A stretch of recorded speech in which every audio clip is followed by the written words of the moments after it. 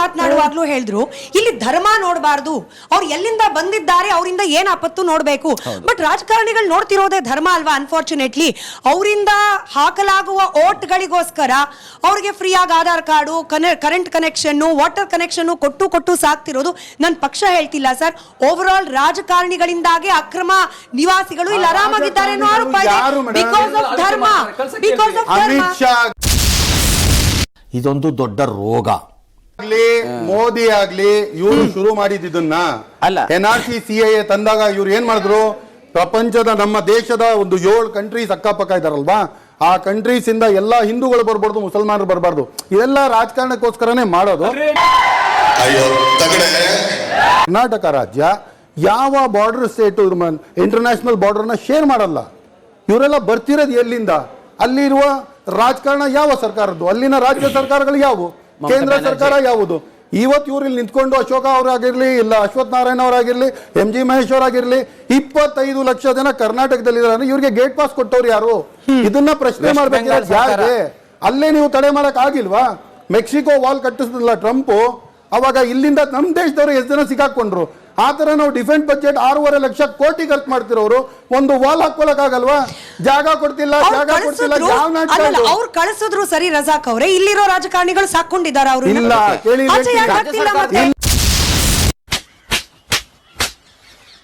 ನಾನು ಇವತ್ತು ಕೇಳಕ್ ಏನ್ ಪ್ರಶ್ನೆ ಮಾಡ್ತಿರ್, ನಾನು ಆಸ್ ಅ ಇಂಡಿಯನ್ ಸಿಟಿಸನ್ ಒಂದು ಸ್ಟೇಟ್ ಮೇಲೆ ನೀವು ಇವತ್ತು ಕಾಂಗ್ರೆಸ್ ಸರ್ಕಾರ ಇದೆ ಅಂತ ಬಿಟ್ಟು ನೀವು ಬೆರಳು ತೋರ್ಸಕ್ ಹೋಗ್ತಿದ್ದೀರಲ್ಲ, ಬರ್ತಿರೋದೇ ಬಾರ್ಡರ್ ಸ್ಟೇಟ್ಸ್ ಗಳಿಂದ, ಅಲ್ಲಿ ಬಿಜೆಪಿ ರೂಲ್. ಅದಕ್ಕೆ ನಾನು ಕೇಂದ್ರ ರಾಜ್ಯ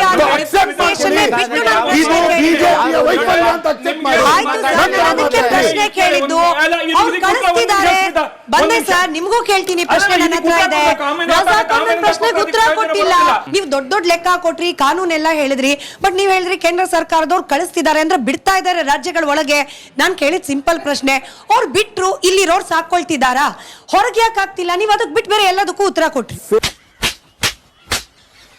ಫೇಕ್ ಆಧಾರ್ ಕಾರ್ಡ್ ಅಲ್ಲಿ ಬಜಾಜ್ ಫೈನಾನ್ಸ್ ಅಲ್ಲಿ 4 ಲಕ್ಷ ರೂಪಾಯಿ ತಗೊಂಡ ಯಾವನೋ ಒಬ್ಬ ಬಾಂಗ್ಲಾದೇಶ್ ಅಂತ ನೀವೇ ಇದೇ ಡಿಬೇಟ್ ಅಲ್ಲಿ ಎಲ್ಲಾರು ಮುಂದೆ ಹೇಳಿದ್ದೀರಾ. ಹೌದು. ನಾನು ಇವತ್ತು ನಿಮಗೆ ಪ್ರಶ್ನೆ ಮಾಡ್ತೀನಿ, ಫೇಕ್ ಆಧಾರ್ ಕಾರ್ಡ್ ಅಂದ್ರೆ ಯಾವುದೇ ಒಂದು ಫೈನಾನ್ಸ್ ಕಂಪನಿ ಆ ಆಧಾರ್ ಕಾರ್ಡ್ ಅನ್ನ ಅವನ ಮೊಬೈಲ್ ನಂಬರ್ ಜೊತೆ ಟ್ಯಾಲಿ ಮಾಡಿ ಅಕಸ್ಮಾತ್ ಅದನ್ನ ಒಂದು ವೆರಿಫಿಕೇಶನ್ ಮಾಡಿದಾಗ ನಿಮ್ಗೆ ಅಥೆಂಟಿಸಿಟಿಗೋಸ್ಕರ ಒಂದು SMS ಬರಬೇಕು ನಿಮ್ಮ ಮೊಬೈಲ್ ಮೇಲೆ.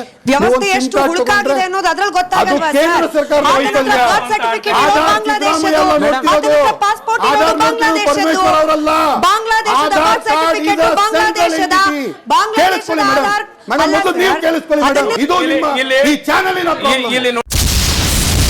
ಈಗ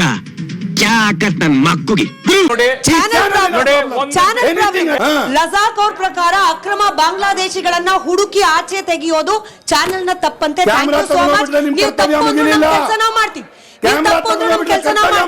ಅರ್ಥ ಮಾಡ್ಕೊಳ್ಳಿ ಮಾತುಗಳನ್ನ. ತುಂಬಾ ಮಾತಾಡಿದ್ದೀರಿ ಸರ್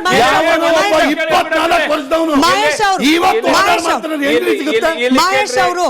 ಏನು ಈ ದೇಶದ ಹಿತ, ಈ ದೇಶದ ಗಡಿ, ಈ ದೇಶದ ಸಾರ್ವಭೌಮತೆ, ಇದನ್ನ ಸಂರಕ್ಷಣೆ ಮಾಡ್ತಕ್ಕಂಥದ್ದು ಒಂದು ಸರ್ಕಾರದ ಪ್ರಥಮ ಕರ್ತವ್ಯ. ಅವತ್ತಿನ ಸಂದರ್ಭದ ಒಳಗಡೆ ಏನು ದೇಶದ ಸ್ವಾತಂತ್ರ್ಯ ಆದ ನಂತರ ಏನು ಚೈನಾದ ಸಮಸ್ಯೆ ಉದ್ಭವ ಆದಂತ ಟಿಬೆಟರ್ಗೆ, ಮಯನ್ಮಾರ್ ಸಮಸ್ಯೆ ಆದಂತ ಸಂದರ್ಭದಲ್ಲಿ ರೋಹಿಂಗಾಗಳಿಗೆ, ಹಾಗೆ ಇದೆಲ್ಲ ಸಂಗತಿಗಳು ಇದೆಲ್ಲ ಆದಂತ ತಮಿಳಿನ ಸಮಸ್ಯೆ ಆದಾಗ ಕೇಳ್ತೀನಿ.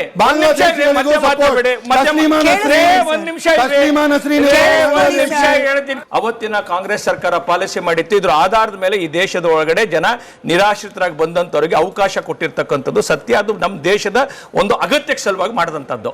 ಅದು ಆದ ನಂತರ ಏನಾಗಿದೆ, 71ರ ಏನು ಯುದ್ಧ ಆಗ್ತದೆ, 71ರ ಯುದ್ಧ ಇವರ ಕಾಂಗ್ರೆಸ್ಸಿಗರ ಒಂದು ತಪ್ಪು ನಿರ್ಧಾರದ ಏನಿದೆ ವಿಷಯಗಳೇ ತಪ್ಪು ನಿರ್ಧಾರ ಅಂತಂದ್ರೆ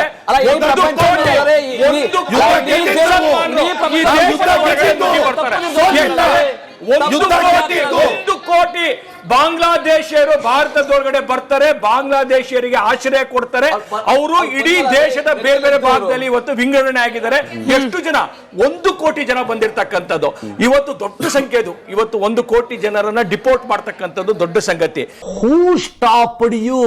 ನಿಮ್ಮನ್ನ ತಡೆದಿರುವವರು ಯಾರು?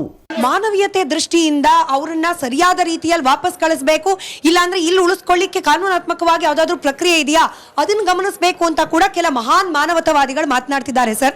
ಬಟ್ ನಾವು ರಿಪೋರ್ಟಿಂಗ್ ಹೋದ ಸಂದರ್ಭದಲ್ಲಿ ಕ್ಯಾಮ್ರಾ ಮುಂದೆ ಜೈ ಭಾರತ್ ಮಾತಾ ಅಂದಾಗ ಜೈ ಬಾಂಗ್ಲಾ ಅಂದವ್ರಿಗೆ, ಪಾಕಿಸ್ತಾನ ಪರವಾಗಿ ಘೋಷಣೆ ಕೂಗೋರ್ಗೆ, ಭಾರತದ ನೆಲದಲ್ಲೇ ಇದ್ದು ಭಾರತದ ವಿರುದ್ಧವಾಗಿ ಚಟುವಟಿಕೆ ಮಾಡುವವರಿಗೆ ನಾವು ಮಾನವೀಯತೆ ದೃಷ್ಟಿಯಿಂದ ನೋಡ್ಬೇಕಾ ಪಾಷ ಅವರೇ? ಈ ನನ್ನ ಮಕ್ಕಳು ಅನ್ನ ತಿಂತಾರ ಏಲ್ ತಿಂತಾರಣ್ಣ ಈ ನನ್ನ ಮಕ್ಕಳು. ರಜಾಕ್ ಅವರೇ, ಹಿಂದೂ ಮುಖಂಡರು ಹೊಡೆದ್ರೋ ಬಡದ್ರೋ ಪೊಲೀಸ್ ಅವರು ಅರೆಸ್ಟ್ ಮಾಡಿದ್ದಾರೆ, ಕಾನೂನಾತ್ಮಕವಾಗಿ ಅದನ್ನ ಎನ್ಕ್ವೈರಿ ಮಾಡಿ. ಬಟ್ ರಿಪಬ್ಲಿಕ್ ಕನ್ನಡದ ಜರ್ನಲಿಸ್ಟ್ಗಳು ಹೋದಾಗ, ಇದು ಯಾವುದೇ ಕಾರ್ಯಕರ್ತರಲ್ಲ ಸರ್, ಜರ್ನಲಿಸ್ಟ್ಗಳು ವಿತ್ ಕ್ಯಾಮ್ರಾ ಹೋದ ಸಂದರ್ಭದಲ್ಲೇನೆ ಆನ್ ಕ್ಯಾಮ್ರಾ ಒಪ್ಕೊಂಡಿದ್ದಾರೆ, ಹೌದು ನಾವು ಬಾಂಗ್ಲಾದೇಶಿಗಳು, ಪಶ್ಚಿಮ ಬಂಗಾಳದಿಂದ ಬಂದ್ವಿ, ನಮಗೆ ಪಶ್ಚಿಮ ಬಂಗಾಳದಲ್ಲೇನೆ ಫೇಕ್ ಆಧಾರ್ ಕಾರ್ಡ್ಗಳು ಸಿಗ್ತಾ ಇದೆ, ಅಲ್ಲಿಂದ ಇಲ್ಲಿ ಬಂದು 10,000 ರೂಪಾಯಿ ಕೊಟ್ಬಿಟ್ರೆ ನಮಗೆ ಇರೋಕ್ ಜಾಗ ಸಿಗತ್ತೆ, 15,000 ರಿಂದ 22,000 ರೂಪಾಯಿ ತನಕ ಸಂಬಳದ ಕೆಲಸ ಸಿಗತ್ತೆ, ನಮಗೆ ಇರುವ ಗುಜ್ರಿ ಲೆವೆಲ್ ಅಲ್ಲಿ ಇರೋ ಆಟೋಗಳನ್ನ ನಮ್ಮ ಹೆಸರಿಗೆ ಕನ್ವರ್ಟ್ ಮಾಡಿಸ್ಕೊಡ್ಲಿಕ್ಕೂ ಕೂಡ ಜನರಿದ್ದಾರೆ. ಇದನ್ನು ಕೂಡ ನೀವು ಸತ್ಯ ಅಂತ ಒಪ್ಪೋದಿಲ್ವಾ ರಜಾಕ್ ಅವರೇ?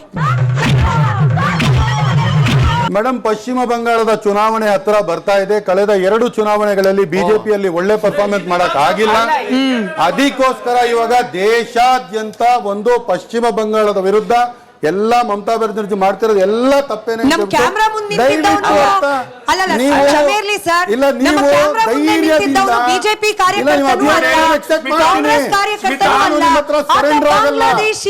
ಬಾಂಗ್ಲಾದೇಶಿ ಇನ್ಫಿಲ್ಟ್ರೇಷನ್ ಏನಿದೆ ನಮ್ಮ ದೇಶದಲ್ಲಿ ಶುರು ಆಗಿದ್ ಯಾವತ್ತಿದ್ದ ಅಂತ MG ಮಹೇಶ್ ಅವರು ಏನ್ ಹೇಳಿದ್ರು, 1971 ಇಂದ ಜನ ಬರ್ತಾನೆ ಅವರೇ. ಅದೇ ನಿನ್ನೆಯಿಂದ ಬರೋದು ಶುರು ಮಾಡ್ಕೊಂಡಿಲ್ಲ, ಹೋದ ವಾರದಿಂದ ಬರೋದು ಶುರು ಮಾಡ್ಕೊಂಡಿಲ್ಲ. ಇದಕ್ಕೂ ಮುಂಚೆ ಅಭಿಯಾನ ಎಷ್ಟೋ ಜನ ಮಾಡಿದ್ರೆ ಏನೇನೋ. ನಾನಿವತ್ತು ಹೇಳ್ತಿರೋದು ಏನು, ಇವಾಗ ಪಶ್ಚಿಮ ಬಂಗಾಳದ ಚುನಾವಣೆ ಮುಂದಕ್ಕೆ ಬಂದಿದೆ, ತುಂಬಾ ಹತ್ರ ಇದೆ. ಬಿಜೆಪಿ 2 ಸಲ ಅಲ್ಲಿ ಏನೇನೋ ಪ್ರಯತ್ನ ಪಡ್ತು, ಏನೂ ಮಾಡಕ್ಕಾಗಿಲ್ಲ. ದೇಶಾದ್ಯಂತ ಒಂದು ಅಭಿಯಾನ ಶುರು ಮಾಡಬೇಕು. Anti Paschim Bangala government, anti TMC government ಏನೋ ಒಂದು ಹೂವ ಎತ್ತಬೇಕು. ನಾನು ಇವತ್ತು ಕೇಳ್ತಿರೋದು, ನೀವು ತಲೆ ಮೇಲೆ ಎತ್ಕೊಂಡಿರಲ್ಲ ಕ್ಯಾಮ್ರಾ, ಇವತ್ತು ನಾನು ನಿಮಗೆ ಪ್ರಶ್ನೆ ಮಾಡ್ತೀನಿ. ತಲೆ ಮೇಲೆ ಎತ್ಕೊಂಡಿಲ್ಲ ಸರ್, ಕೈಯಲ್ಲಿ ಇಟ್ಕೊಂಡಿರ್ತಾರೆ. ತಲೆ ಮೇಲೆ ಎತ್ಕೊಳ್ಳಲ್ಲ, ಕ್ಯಾಮ್ರಾಮನ್ ಕೈಯಲ್ಲಿ ಇಟ್ಕೊಂಡಿರ್ತಾರೆ. ರಜಾಕ್ ಅವ್ರು ಕೇಳಿದ್ರು ಕೇವಲ ಕರ್ನಾಟಕದಲ್ಲಿ ಮಾತ್ರ ಯಾಕೆ, ರಿಪಬ್ಲಿಕ್ ಕನ್ನಡ ಕರ್ನಾಟಕದ ಚಾನೆಲ್, ಸ್ಮಿತಾ ರಂಗನಾಥ್ ಕರ್ನಾಟಕದ ಪ್ರಜೆ, ನಮ್ಮ ಚಾನೆಲ್ ಅಲ್ಲಿ ವರ್ಕ್ ಮಾಡ್ತಾ ಇರುವ ಪ್ರತಿಯೊಬ್ಬ ಜರ್ನಲಿಸ್ಟ್ ಗಳು ಕೂಡ ಕರ್ನಾಟಕದ ಮಣ್ಣಿನ ಋಣ ತೀರಿಸುವ ಸಲುವಾಗಿ ಕ್ಯಾಮ್ರಾ ಇಟ್ಕೊಂಡು ಹೋಗ್ತಾ ಇದ್ದಾರೆ. ಇದಕ್ಕೆ ರಜಾಕ್ ಅವ್ರ ತಕರಾರಿದ್ರು ಸರಿ, ತಕರಾರು ಇಲ್ಲ ಅಂದ್ರೂ ಸರಿ, ನಮ್ ಕೆಲಸ ನಾವು ಮಾಡ್ತಿದೀವಿ. ಇದನ್ನೇ ಜನ ನೋಡ್ತಾ ಇರೋದು. ನಿಜವಾಗಿ ಇವರಿಗೆ ಅಕ್ರಮ ಬಾಂಗ್ಲಾದೇಶಿ ನುಸುಳುಕೋರ ಬಗ್ಗೆ ಕಾಳಜಿ ಇದ್ರೆ ನಾವು ದೂರು ಕೊಟ್ಟಾಗಲೇ ಅವ್ರ ಕಾರ್ಯಾಚರಣೆ ಮಾಡಬೇಕಿತ್ತು. ಅಷ್ಟೇ ಅಲ್ಲ, ಇವತ್ತು ಮೊನ್ನೆ ಏನಂತ ಹೇಳಿದ್ರೆ ಯಾವಾಗ ಈ ಘಟನೆ ಆಯ್ತು, ಇವ್ರ ಪುರುಷಾರ್ಥ ಏನಂತ ಹೇಳಿದ್ರೆ ಅಕ್ರಮ ಬಾಂಗ್ಲಾದೇಶಿ ನುಸುಳುಕೋರನ್ನ ಬಂಧನ ಮಾಡುವಂತ ಧೈರ್ಯ ಪುರುಷಾರ್ಥ ಇಲ್ಲ. ಇವತ್ತು ಗೊತ್ತಿಲ್ಲ ಹೇಳುವ ಗೃಹ ಸಚಿವರು ಏನ್ ಹೇಳ್ತಿದ್ದಾರೆ ಅಂತ ಹೇಳಿದ್ರೆ, ಇಷ್ಟು ಮೀಡಿಯಾದವರು ಹೋಗಿ ಅಲ್ಲಿ ಇಷ್ಟು ಅಕ್ರಮ ಬಾಂಗ್ಲಾದೇಶಿ ನುಸುಳುಕೋರಿದ್ದಾರೆ ಅಂತ ಹೇಳಿದಾಗ ಅವ್ರು ನಮ್ಗೆ ಗೊತ್ತಿಲ್ಲ, ನಾವು ಕ್ರಮ ತೆಗೆದುಕೊಳ್ಳದೆ. ಈ ರೀತಿ ರಾಜ್ಯ ಸರ್ಕಾರ ದೇಶದ ಭದ್ರತೆ ಜೊತೆಗೆ ಇವತ್ತು ಮಾಧ್ಯಮದಲ್ಲೇ ವರದಿಯಾದ ಪ್ರಕಾರ ಅವರೇ ಹೇಳ್ತಾ ಇದ್ದಾರೆ, ನಾವು 1 ಲಕ್ಷ ಜನ ಕೇವಲ ಬೆಂಗಳೂರಿನಲ್ಲಿ ಇದ್ದೇವೆ ಅಂತ ಹೇಳಿದಾಗ್ಲೂ ಸಹ ರಾಜ್ಯ ಸರ್ಕಾರ ದೂರು ಕೊಟ್ಟ ನಂತರೂ ಸಹ ವೆರಿಫಿಕೇಶನ್ ಮಾಡುವಂತದ್ದು ರಾಜ್ಯ ಸರ್ಕಾರ ಕರ್ತವ್ಯ. ಅಲ್ಲಿ ಪೊಲೀಸರು ಹೋಗಿ ಇದು ಮಾಡಬೇಕಿತ್ತು. ಅವರು ವಿಫಲ ಆಗಿರೋದ್ರಿಂದ ನಾಗರಿಕರು ತಮ್ಮ ಕರ್ತವ್ಯನ ಮಾಡ್ತಾ ಇದ್ದಾರೆ. ಅಕ್ರಮ ಬಾಂಗ್ಲಾದೇಶಿ ಬಂಧನ ಮಾಡುವ ಬದಲಾಗಿ ಕಾನೂನು ಚೌಕಟ್ಟಿನಲ್ಲಿ ಪೊಲೀಸರು ಕರ್ತವ್ಯ ಮಾಡುವಂತಹ ನಾಗರಿಕರನ್ನ ಬಂಧನ ಮಾಡುವಂತದ್ದು ಅದೇ ಪುರುಷಾರ್ಥ. ಇವತ್ತು ಮುಸ್ಲಿಂ ಪರವಾಗಿ ಇವತ್ತು ಕೆಲಸ ಮಾಡ್ತಾ ಇರೋದ್ರಿಂದ ಇವತ್ತು ಅಕ್ರಮ ಬಾಂಗ್ಲಾದೇಶಿ ನುಸುಳುಕೋರ ಪರವಾಗಿ ಸರ್ಕಾರ ಕೆಲಸ ಮಾಡ್ತಿದೆ. ಪೊಲೀಸ್ ಇಲಾಖೆ ಮುಸ್ಲಿಮರು ಹೇಳುವ ಕಾರಣಕ್ಕಾಗಿ ಅವರನ್ನು ಬಂಧನ ಮಾಡ್ತಾ ಇಲ್ಲ. ಬದಲಾಗಿ ಇವತ್ತು ಆ ನುಸುಳುಕೋರರ ಮಾಹಿತಿ ಕೊಟ್ಟಂತ ಮಾಹಿತಿದಾರರನ್ನ ಒಬ್ಬ ನಾಗರಿಕರನ್ನ ತನ್ನ ಕರ್ತವ್ಯ ನಿಭಾಯಿಸೋದಕ್ಕಾಗಿ ಬಂಧನ ಮಾಡ್ತಾ ಇದ್ದು ಮುಸ್ಲಿಂ ಓಲೈಕೆಯ ಅಕ್ರಮ ಬಾಂಗ್ಲಾದೇಶಿ ನುಸುಳುಕೋರರ ಪರವಾಗಿ ಈ ನನ್ನ ಮಕ್ಕಳು ಅನ್ನ ತಿಂತಾರ ಏಲ್ ತಿಂತಾರಣ್ಣ ಈ ನನ್ನ ಮಕ್ಕಳು.